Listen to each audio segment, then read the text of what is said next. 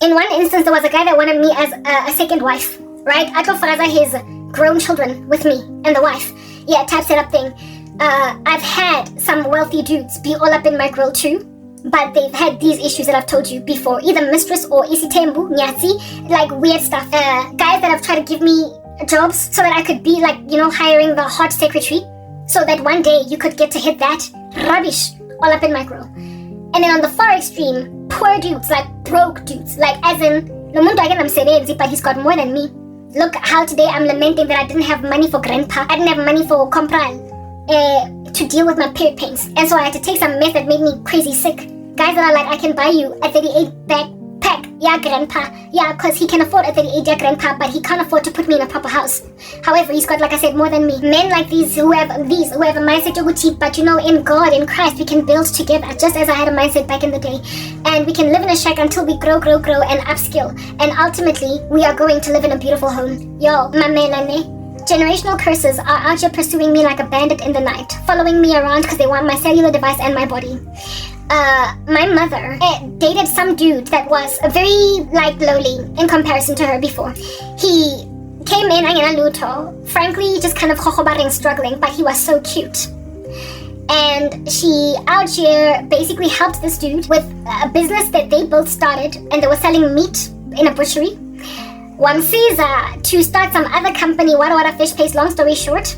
After my mom set this guy up, he left her high and dry. My mom bought a house, alright, a townhouse. But it was in his name, that townhouse, because my mom was on the credit bureau at the time. And when him and my mom broke up, he kicked her out, essentially evicted her, and said, this is my property and I can prove that to the police, because this title deed is in my name. And we had to take our little bags, our suitcases, somewhere until we could find a home to stay.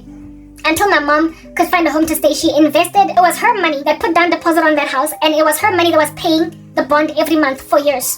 And when this guy finally rose up and developed material strength, he kicked my mom out of a house that she paid for and did not compensate her, just like Cyril Ramaphosa out here grabbing white man's land without compensation. He claimed title deed over it because indeed it was his, it was in his name, but my mom was the one that paid the money, trusting that a man is going to do better by her because she was ride or die. And he wreaked havoc. That same guy, how many times I see him in a dream?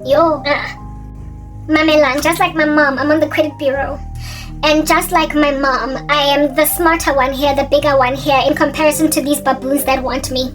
I'm the one here with the entrepreneurial business mindset, but I'm the one that has been locked in a cage on all sides and can't move left or right, where a man can rock up with a clean financial bill. In other words, he's not on the credit bureau or whatever. A man can rock up Njefela as an empty shell, and I can just start to fill him with the restraints that are around me, with the credit situation, give the ideas, build the business, start to make money. And then once he gets to a certain place, and then I have to start again from scratch. Throughout my teenage years, I watched my mom go through these crazy relationships where she just got exploited by amadota that used whatever situation or sorrow she was in for the minute. And now that I'm 40, I'm like, that thing. Now that I'm born again, I realize just how much a generational curse can pursue you into the wilderness. It'll try and gnaw away at your heel as Achilles and weaken the living daylights out of you. But if you're smart, you will wait on the Lord and see this for what it is. I keep seeing that guy in visions, in dreams, in all different kinds of manner of things. The Lord warning me, if you are accommodating if you accommodate a man that's coming as an empty shell but with a little bit more than you because of the situation that you're in, indeed, you're not going to stay in a shack if you start in a shack. Indeed, you're not going to stay lowly if you start lowly. Because of you, the brains behind the operation, baby girl, you are going to feed into a man and build him, and once he is a millionaire, that man ended up a millionaire. Once he is a tycoon and he's killing it, Uzokshia out on a limb, and he will go and take some other wife. He will leave you high and dry, and he will literally harass you for being old and decrepit. That man also was younger than my mom by a couple of years. So this little baboon on a 32, as if though he's in any position to help me out. He's 32 years old, so he's younger than me by 8 years? Yeah, well, that random guy that did that to my mom, because my mom, this thing runs in our genes. I'll be looking 25 at 38. They looked in Gati, Giditaka, Mara, she was older than him, and she built him up. Amunta ko mukoti. Yeah, that's what's good. only for him to drop her like a hot potato. Already this 32-year-old is busy talking of me.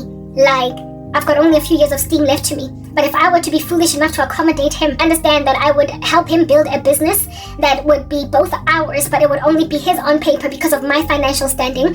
And somewhere along the way, just like that dude left my mom, that dude, the Lord has been showing me, would also leave me. Because already now in 2025, he's got a mindset that, what is this mindset? Yeah, le rubbish. He's got a mindset, Yoguti, I've only got a few years of mileage left on me. There is a reason why the Lord left me in poverty.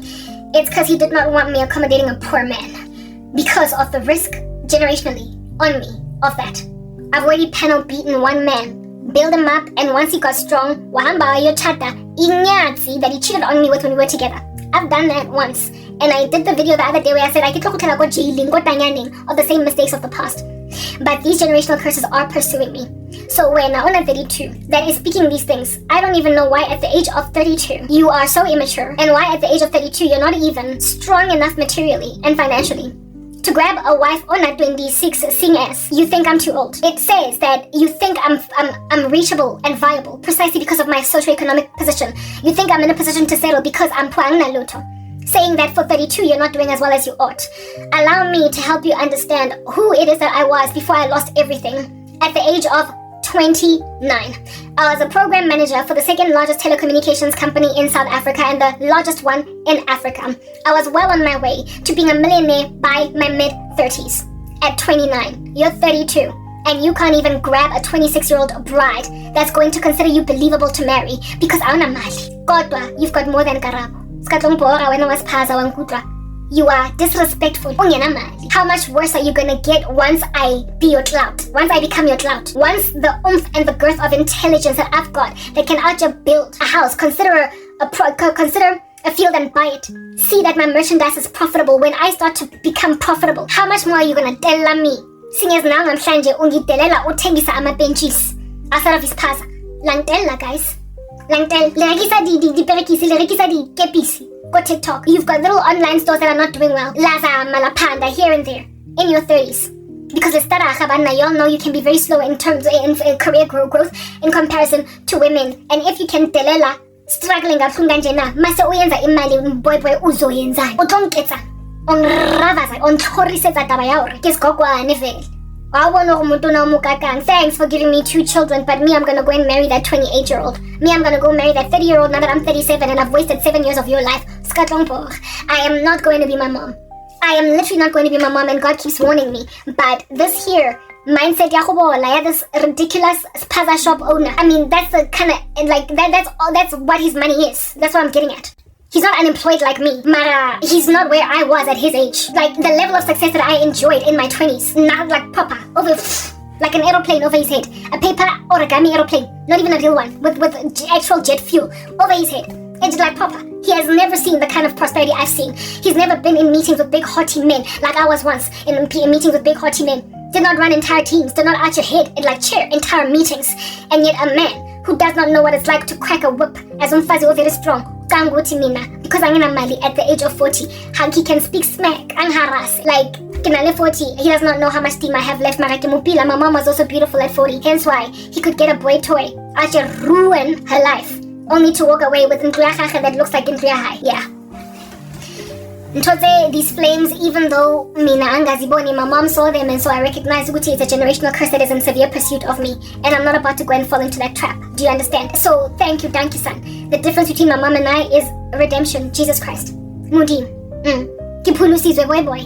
And so because I'm born again, before even you come into my stomach, do you understand? Rejection is God's protection. That man never rejected my mom because my mom was in the world and God did not protect her. I, however, am the apple of his eye. You must understand. So, before even I can sit down at a buffet to eat a man osaiting sense, the Lord not only reminds me of Tabaori, okay, in comparison to my husband, y'all are broke. Let's just put that out there. But all of y'all senior managers, general managers, and corporate CEOs, all of y'all people out here running little businesses on the side, all of y'all about pandang, you know, your hustle. We can respect anybody with a hustle proper, like you gotta respect a man for working. Yeah. However, because Nadella, you gotta be called out for nonsense, right? That's what's good. So I'm not hating on your hustle. Everybody gotta love everybody's hustle insofar as it's righteous, wholesome, right? Pure. We gotta love people with a hustle. I'm not even dissing your spaza shop. I'm dissing Tabaori For someone was paza shop watel. It's that basic. Mara, that's the thing about classism. Based on where you think you are in society, you will literally gaze upon another person like they ain't jack, even though their potential excels yours. 2 nights ago, I had a vision of me being watermelon. A watermelon. Which watermelon in particular? I'll tell you. I'll give you the scoop on that watermelon. There is a challenge doing its rounds, or was a challenge doing its rounds on TikTok. Back when I was watching TikTok. A watermelon challenge.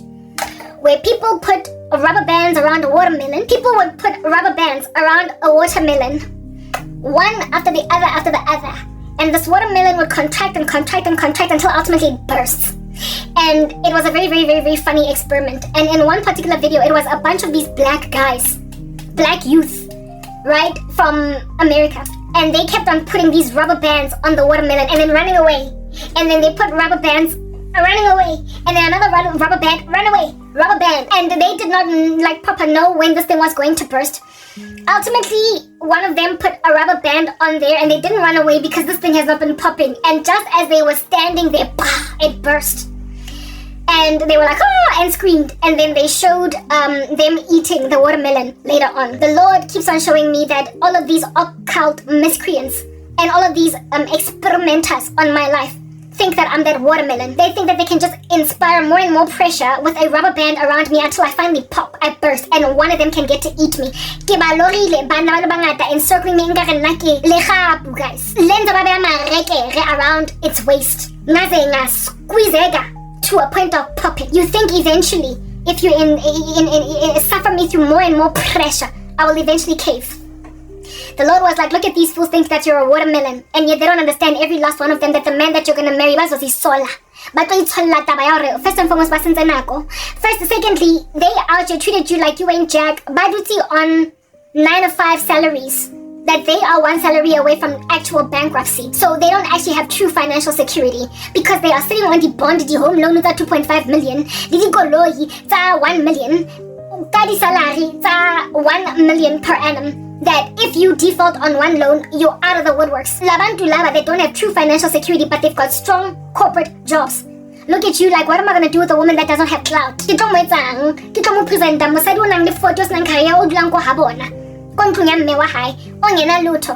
going to do with her? You guys use the terminology hot, like, thank you. I appreciate being called scorching. Of me as beautiful to a point of being called hot and sizzling does not then on that day convert me to a very typically sizzling and hot OnlyFans model who will dance masquerading herself all nude before men for money because she realizes that she is hot and sizzling. I'm not that thing.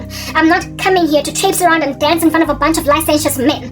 I am coming here to share the gospel. But when you are licentious, you will always receive from a gospel servant even that which is not oozing off them or emanating off them. You will pick up lust from a woman that is not that thing. So seeing as women in the world are willing to break their backs for your 2.5 million rand house in Sunnyside, in Sunning Hill. So you think that if you can pressurize me strongly enough, I will eventually settle for the ones who have some kind of semblance of money. You think that you can make me settle for being inyati side piece, someone wakeri, or someone that's your little personal assistant, wada wada. And you want to lick me as with like ice cream. You have reduced me to the status of food. You have reduced yourself to the status of primates, little mere animals that are just grunting with a mating call outside of a female that is in heat. And you have imagined me as a floozy in heat. And so it's only a matter of time if you can just put a lot of pressure on me by attrition before I burst. Except I am a godly woman and not an animal in heat. So your mating calls around me with your rubber bands is only insulting to God. It is therefore, of course, now insulting to me too. You are looking at me as I'm not marriage material because I'm poor. That is a worldly standard of choosing a wife. Take abafazi benu, abankomelayo vele vele indaba yokuthi nemali, and then be fra with them later on. I've already spoken about that. But Mina, I am not about, for crying out loud, settle with somebody because they are offering me permanence in their lives as opposed to the status of a mistress, side piece, or even second wife, while that person has got a mindset, yoguti, I don't have much mileage on me. So essentially they imagine these witchy women and men that are trying to, by attrition, cause me to capitulate under pressure. They're trying to make me settle for a lesser evil. They imagine that it is a lesser evil, and indeed it is. To be with a man that will take you seriously, that will be with you and stay with you and maybe even marry you. That's not going to do a drive-by shooting because he's too much of a millionaire to be with a woman. Y'all put me in poverty. You put me in a jail cell, ascertained I can't make money. Despite me being as money-making in my potential as I am. You made sure I can't go anywhere. I'm not poor because I don't have ambition. I'm unmoneyed. I'm not unmoneyed because I don't want to work. You have ascertained that with your barriers to entry and all of your bribery and extortion, all of these monies that you're paying all over Johannesburg, that I cannot make money wherever I turn. Therefore, because of your incendiary activity, the Lord has seen it fit to humiliate literally every last one of you with my husband. Because he will outweigh all of you financially. He is going to be beastly in comparison to all of you materially. And he will not have been married before. He will have no children. He will be age appropriate. He is going to be the most eligible bachelor in the room that ignored all the recommendations. Of the queen to marry that diamond and that diamond and that diamond. Marry that girl, Waketa, a peasant. Because riches of heaven are gauged by God's servants. He says, gather for yourself riches in heaven, treasures in heaven, where moth and rust do not destroy and thieves come in and steal. That's the kingdom of God. So therefore, true girth, true wealth is perceived in a saint by those who have eyes to see and ears to hear. My wealth is exorbitant, but it is in heaven. And my earthly material girth, the Lord has not seen it fit to give it to me before I am married. And the reason why that is the case is because all of y'all shallow bamboons bahana go nyala basadi ba senang next ba nkang ditšheri tse ntsweng tse ko kasi ko mekhukhung gore ba le bona fela be le ba godisa ko maga bona sentse ba utlwe botlhoko. You literally humiliate beautiful poor women with your crazy classism. Treat them like they're nothing, they're worthless because they scan groceries at the Pick and Pay, even though she is the most relatable woman with whom you have had dinner. And she is the most beautiful one to gaze into the eyes of. She is the most humble, calm, quiet, polite, and decent, kept together. Yet you will pass her up and make her a one-night stand in a hotel in favor of some persnickety, picky, iffy, slay queen of a master's graduate out here killing it in corporate Africa. Oling arrogant, onang din personalized number plate. Because she's the clout that you want, even though you are not as rested in her bosom as you were in the one wakokasi that you slept with, hit it and quitted after giving her a wadia 1,000 rand offend. You then go your chada, your corporate diva that would never have looked at you and you now have reduced me to these tellers at Pick and Pay, these women working at Macro at Woolies that you have hurt like that, these women that are attendants ko garaging babanzwembu, that you wham bam thank you ma'am. You want to reduce me to them because over your dead body before you will marry a petrol attendant. Yeah, very well.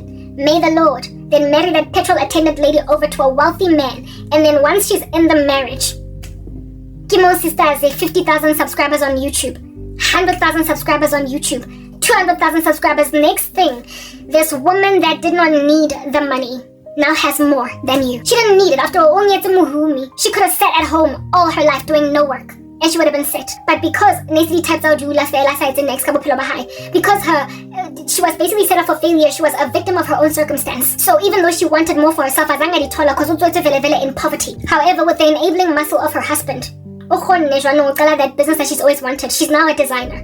She's now running 4 chain sub bakeries across her state. She is now a magna cum laude graduate with an undergraduate bachelor's degree in economics since she's always wanted to study. She is now headed for her honors and she will likely get her doctorate degree eventually. She doesn't need the degree, but she just wants it because it's always been her ambition to get that mara. Like I said, victim of her circumstance. Here it is that now this woman has finally opened the bookstore that she wanted to raise up from the ground for impoverished children in her community because they struggled getting textbooks. Wait, Gadi, if she did not have the angel investor in the person of her husband. And now that she is married, she is essentially independent in her marriage, even though she didn't need any of that money. She's got her own money, her own hustle, her own big thing that she is doing that she could not have done before because she was not given the opportunity, the lure, the escape. That now has more money than you in her marriage, apart from the wealth of her husband. She's got her own net worth, apart from her husband. her net worth now slays yours. Her net worth slays the net worth of the guy that wanted her as a nyazi, the guy that tried to wham bam thank you ma'am her, the guy that tried to make her a mistress, a side piece, the guy that, albeit getting away along with her swimmingly like a house on fire, ignored her because of a socioeconomic condition. Not all men are crazy like you. Not all men will pass up women because uzwa guy o mang o tlo chaza mang ko he, so mme wa ka o tlo go bona nje fela ha one a mpotsa gore uzwa guy o dula ko guy ha find out hore o sebetsa ko Sasol garage o tlo re mara my son o etsang ka mosadi wa ko Sasol papa o etsang ka mosadi wa ko Sasol, without even taking into consideration that this woman passed with distinctions in matric but couldn't study further because her parents died, blah blah blah, things happened, and now she is doing what she has to do to get from day to day. It's literally like the fairy tale stories that you hear about, like matches made in heaven. The things that godly men seek out in wives are not the things that worldly men seek out in wives. And so worldly men will literally do a drive-by shooting, try to sleep with you, but because you're chaste, you dodge that bullet. But you will be left with a very limited self-esteem. You will be left with brokenness in your core. Because ufitibe first up in Janganaya BMW that came to fill up petrol, loved your dimples. Ahoshela wasimukome because ahoshele alkome raf. Or wakshela gave you his business card. You called or he calls. And then you later find out at dinner that he's trying to book you into a hotel. What are we doing at a hotel? I mean, you've got a whole BMW, don't you have your own house? You drive a Beamer. I mean, you can't be living in your Beamer. Where's your apartment? Exactly, he's not taking you there because either Oshapile Fatan Settle Medi or he's got a wife. But you are so freaking pretty. How smile? Oh, unzo change materia, unzo pumula the windows.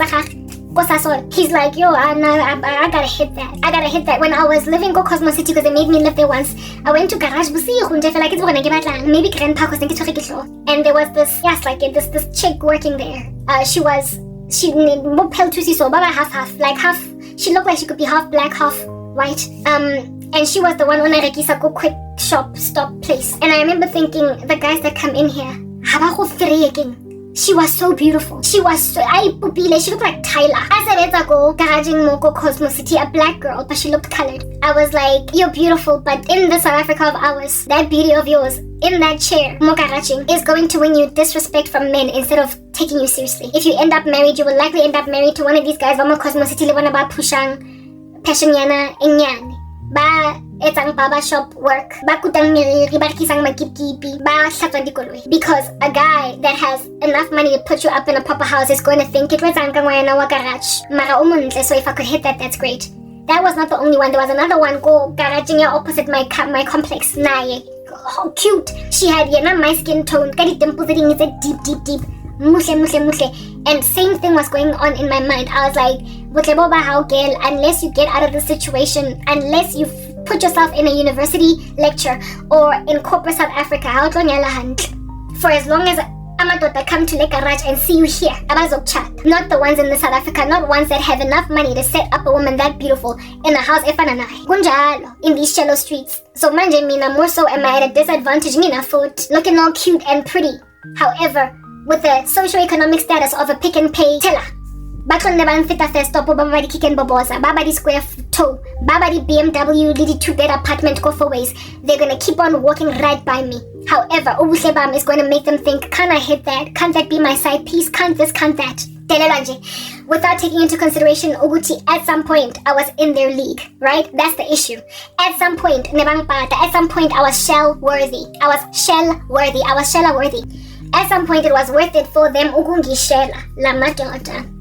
At some point, and in a bank batla breaking their teeth over me. Overnight, tumbleweed. They scattered. None of them followed me out. None of them said, Karabo, you're still Karabo. I remember you from MTN. Wanna grab lunch? None of them. Why? Because no longer was I clout heavy. For them to present before their family members and say, Lo Karabo, she's a program manager, often they vets, and she does this and that, and Uya Kazagibo, Bayam recommend her highly, and everybody, she's popular.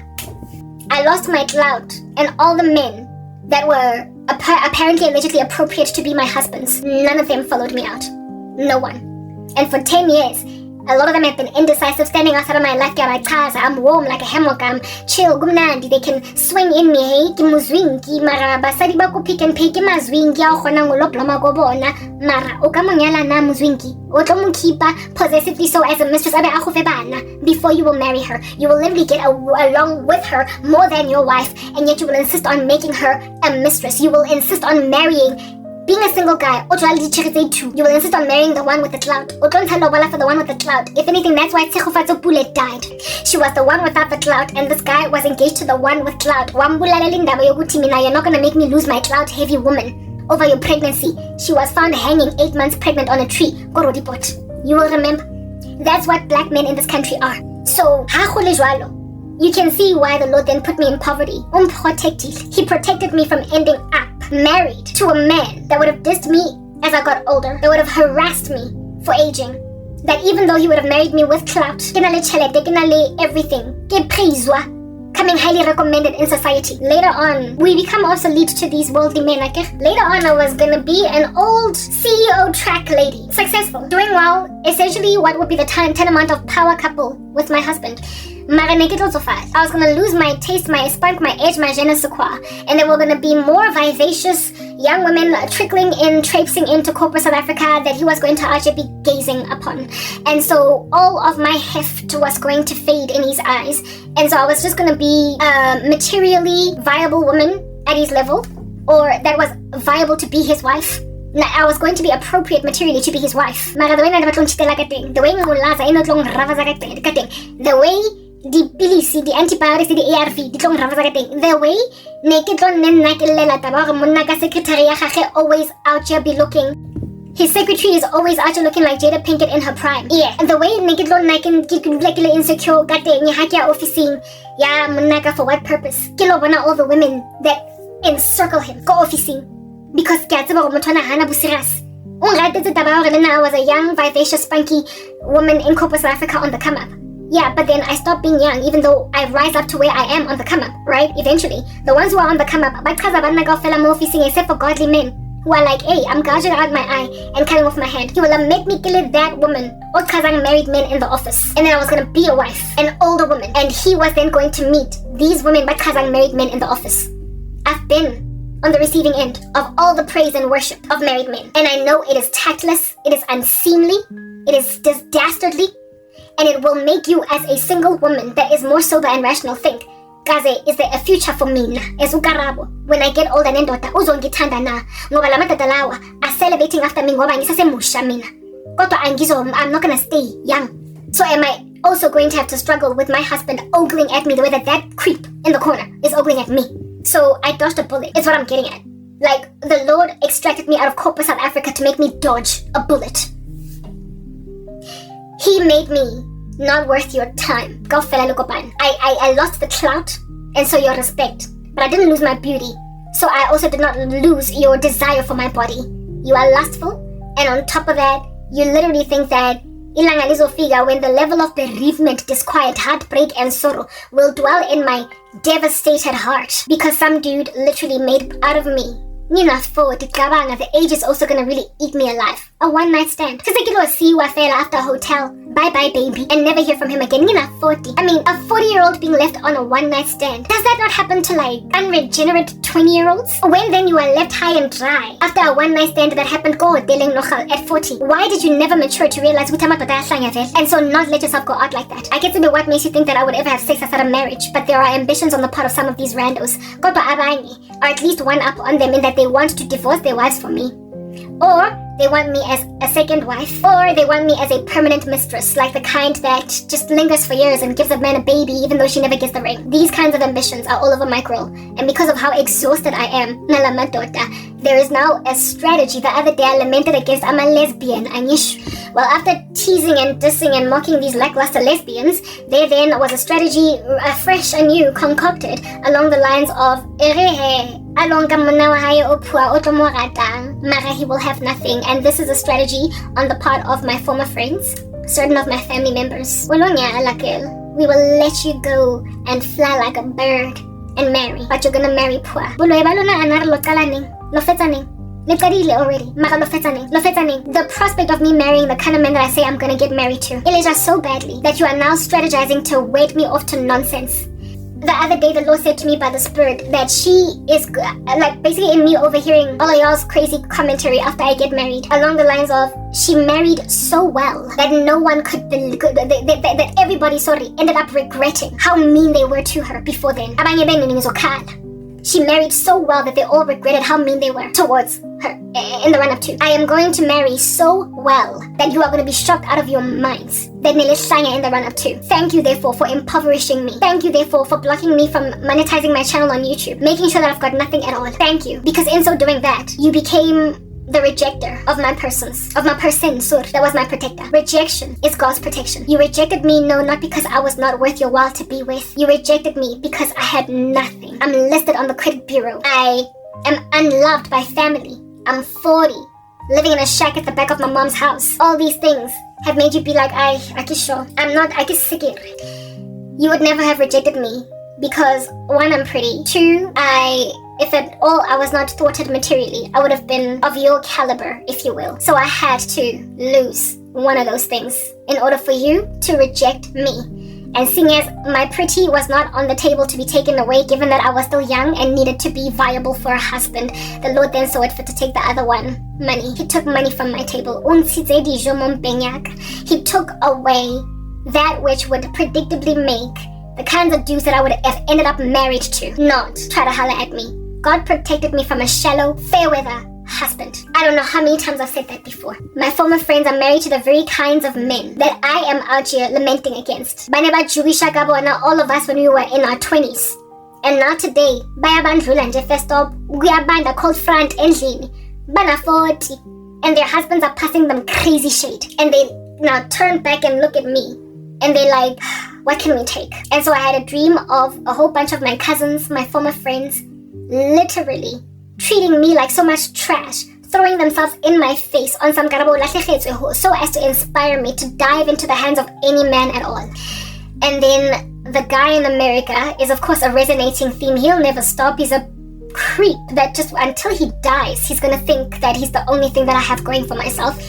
Yeah, but then there's also now a 32-year-old miscreant that Archie is calling me a woman whose sell-by date is near the end of itself. I'm literally at the end of myself. I'm at the end of my rope.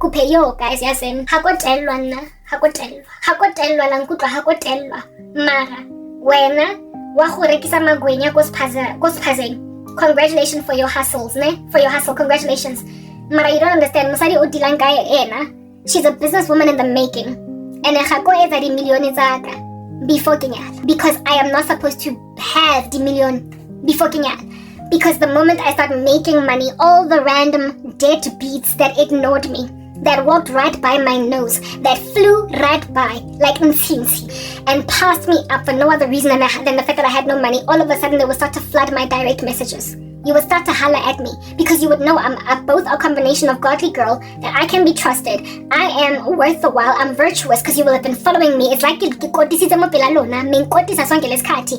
now sing the money, sing the cloud, so you can take me to Ugogwa Oporai. So now you can take me to Umawa Kona or Kenya. So you can take me to Abo cousin that you can tell Karabo is an influencer and she's got 1 million subscribers on YouTube. Go easy to go and tell Abangan Bako Karabo has got 500,000 subscribers on YouTube rather than say Karabo is this lowly woman. She's struggling, she's persecuted as a Christian, and on top of that she's living in a shack at the back of her mother's house. No matter how much they might refurbish it, a shack is still a shack, is still a shack. And however, she's really virtuous. I mean, goodness, she's so godly, and together the two of us are going to strive in Christ and we're going to build an empire. Just you watch. Rather than advocating for me and standing for me, explain to abogogo babo ukuthi why ayothatha umfazi ona 40 ongenalutho ohlezi ejardini. And sonke lesikhathi uthabu nje, she keeps on complaining on YouTube. Oh no, umtholephi lo, abafuna ukuqhaza. They don't want to explain to their families, and they also don't want to stand for what they know is right. And so because abadikeni batswa monna le indecisive ha le batle go tanka di stats tsa lona, because you believe that I'm gonna tank your stats. Literally in my life, I've never had any man imagine me as one who could tank their stats. If anything, I was always the girl in the equation, dating the guy that everybody's like, lo umtolegupi, umfanele ndoda, you're out of her league. I was always the woman that was literally one up, like dudes always got upgraded by me. And now I am on the receiving end of all that derision. Gemaswabi, this was God's perfect plan. He foreordained it, and it is a perfect match for me. There is nothing broken, Lana, so don't try to fix it. If I were to make money zamanje, if I were to get channel yam beefy with that gold plaque all up in your grill, nitlong shela. Nina 14, anizoba nendaba yokuthi nina 40 and I'm apparently near myself by date. You would not care about my age if I had clout. Why? Because everything else about me is so awesome and so phenomenal, at least in your reception to your taste buds, that you are literally, you've got these caveats at the top of your mind. If only, if only she wasn't so poor. If only. The thing here that's deterring you, it'll come to be clear, evident later, that it was never my age. It was always my socioeconomic status. But you used my age to afflict me. So hanka yeza chaldate, longshela. And I'm gonna end up walking down the aisle to bambunya hubora, lackluster, engena maturity, engena, babies and this thing, engena character. It's a shell. Do you understand? Da, who vacuous. There's just nothing but a vortex twisting therein. So because we're empty, echo bouncing off the walls. With that shallowness, with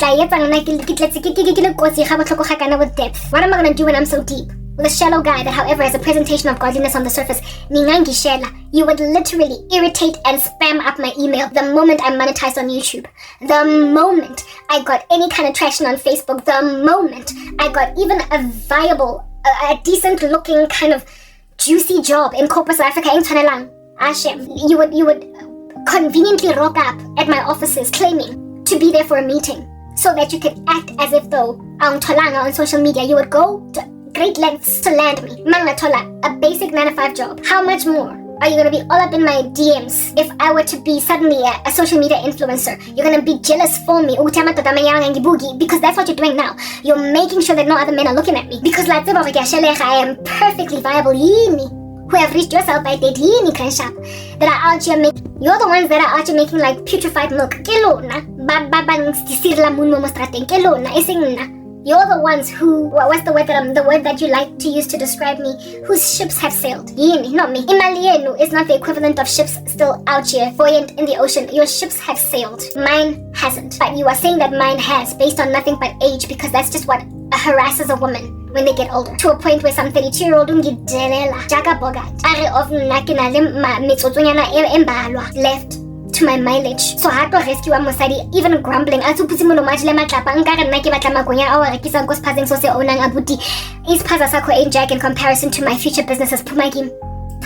going to thrive to a point where the Lord showed me a gold plaque.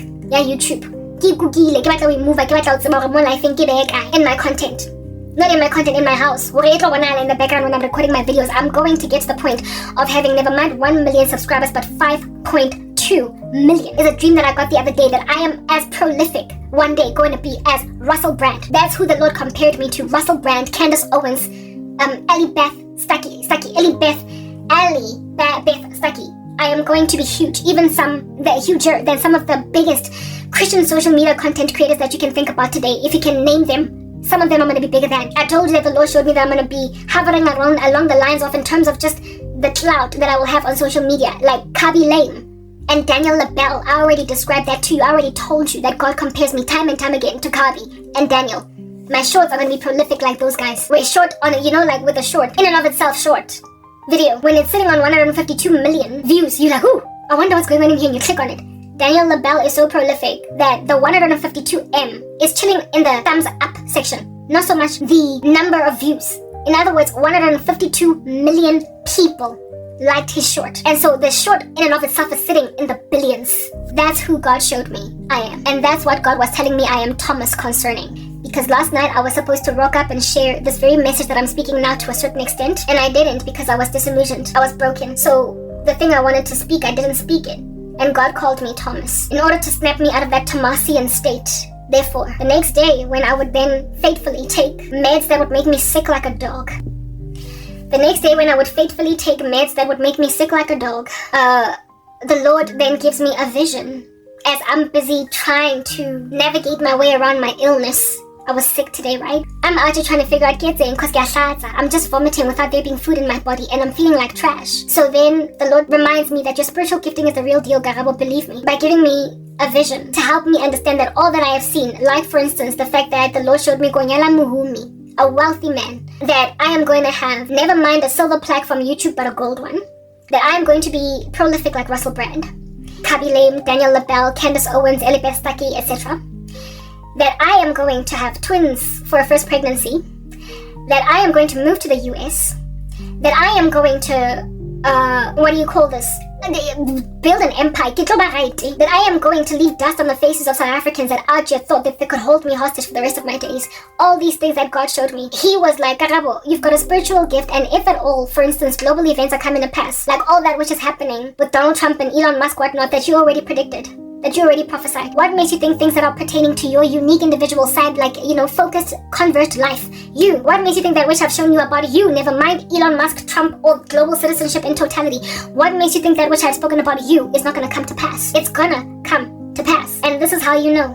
Quick wins. Tiny little flash visions of stuff that happens within an hour, 2 hours. And God is like, if at all I could give you this little vision an hour ago, half an hour ago, and it comes to pass after half an hour, understand that which is a vision I give you today that's going to come to pass in 2 years is also going to come to pass. Do not lose faith because of how long it's taking for you to get fulfilled prayer.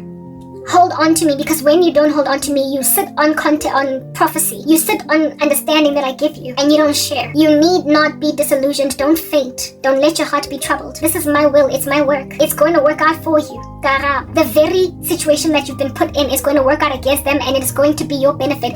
The very thing that they did to you is going to be the very thing that ultimately realizes your fulfilled future. Who is this? Not who is this, sorry. There it is that I am, vomiting. I then decide, okay, what can I do? Maybe buy something that neutralizes acids in my body is what I need to take. So I figured, let me drink milk. Even though I don't like milk and I'm low-key lactose intolerant, but not too much. Yo, guys, like the situation was so bad, that my full face routine, I didn't do it. Okay, let's feel like a Omni Gold Lay Moisturize. Usually I've got like a whole multi-step process. I didn't do that because I was too sick. I was supposed to, I made a concoction to treat my hair. I haven't washed it since the last time I brought down my protective style. I've only detangled. I still need to wash my hair.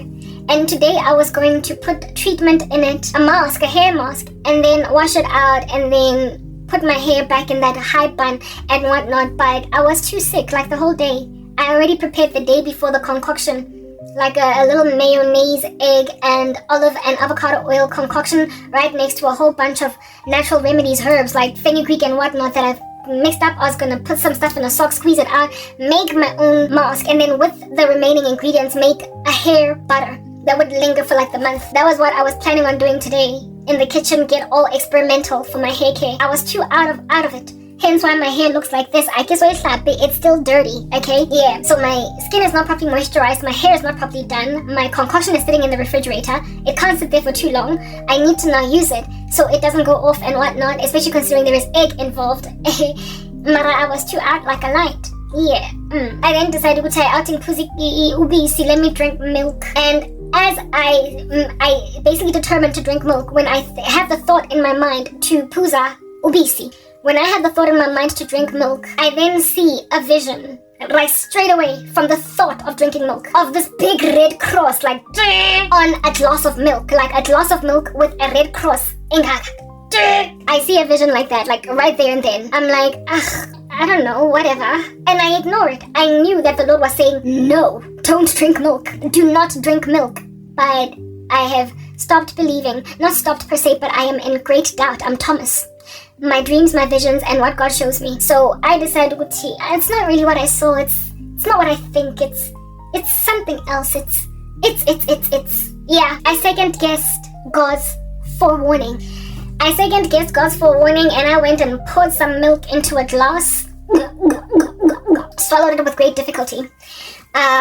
put the glass away, came this side, hoping that the milk is gonna calm me down, like, functioning as an antacid or something, because maybe the situation in my stomach is acidic. Shem, that one. Shem, no. Milk in and of itself is kind of curdy. I'm out here frothing up in my stomach. You know how milk makes you in your throat?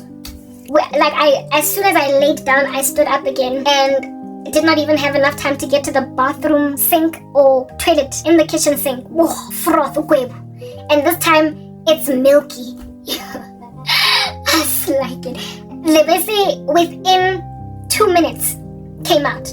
2 minutes was too long. I tried to lay down and see, guys, and I was like, but God showed you. Like, when I was busy getting up, trying to run to the kid to the house to vomit, I was like, but God showed you don't drink milk. Why did you drink it?